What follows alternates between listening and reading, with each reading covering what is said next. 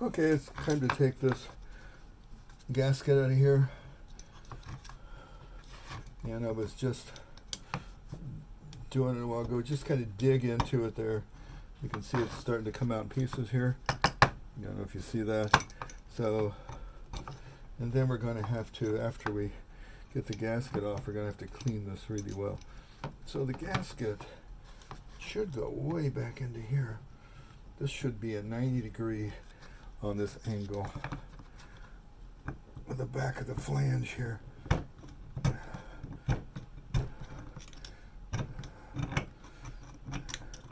So, new gasket goes in this place. It's nice to get this nice and clean. It doesn't have to look pretty because all this gets covered up. But boy, you can see this gasket is just... So, I could continue. I'm trying to keep my finger away from this side here, so, and just in case you're wondering what's going on here.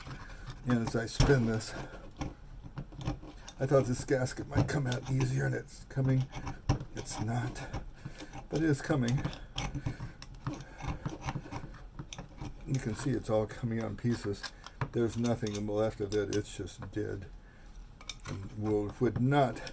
They always recommend that when you take the element out, that you replace this gasket or rubber gaskets or whatever your machine might have. But you can start to see here, this is just a labor of perseverance.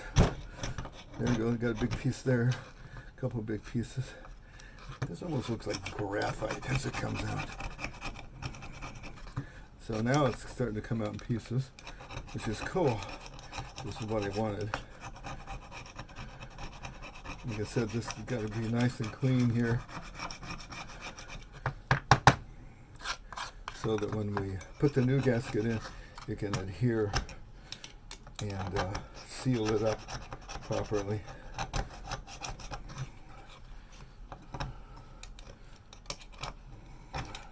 I love this element because it's a single element with a pressure stat, but boy, it's a nice one with a nice brass base and these copper tubes here for the heating element, or they actually have, I don't know the material inside of them, but you can see what happens when they break. I should probably show you.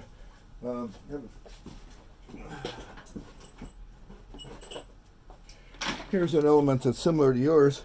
This is from a friend. This is a dual element, so it's got 4 prongs back here. Yours only has 2. This is a single element.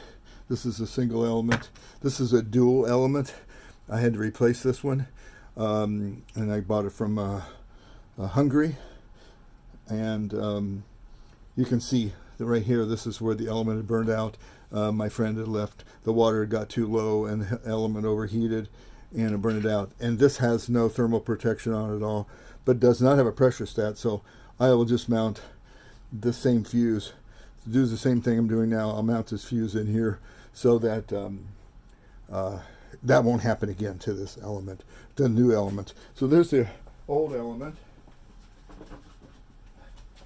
and here's the shiny new one. It's really pretty. Just so I show you, that's the dual elements. And this actually comes with a gasket already that's still quite pliable.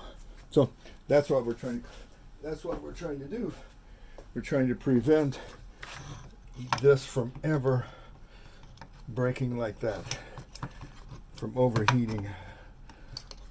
And to do that, first, I'm about to get the gasket halfway out here. Yeah, it's starting to break up a little better. And I'm just using a little flathead screwdriver to get this gasket out of here, and then I'm using it basically as a scraper afterwards to clean off all the material. And I will. Oh, look at that! It all came out. That's the last piece. So that's your gasket. Not too good. So watch this. See here, break. there's nothing. There's no flexibility left in that gasket. So all the gaskets out. The last one came out easy, obviously, because it was not being held in there by anything. So now I just scrape this up, clean it really well, so that there's no gasket left over. And I may soak this again overnight in some material, just to make sure that all the gasket material is out of here, and we get a good proper seal. So since putting it back together, if it's not clean, and I do have a little bit of Teflon tape from where I put the temporary pressure stat back in to make sure that the element worked properly. So that's it. So I'm just going to clean it up.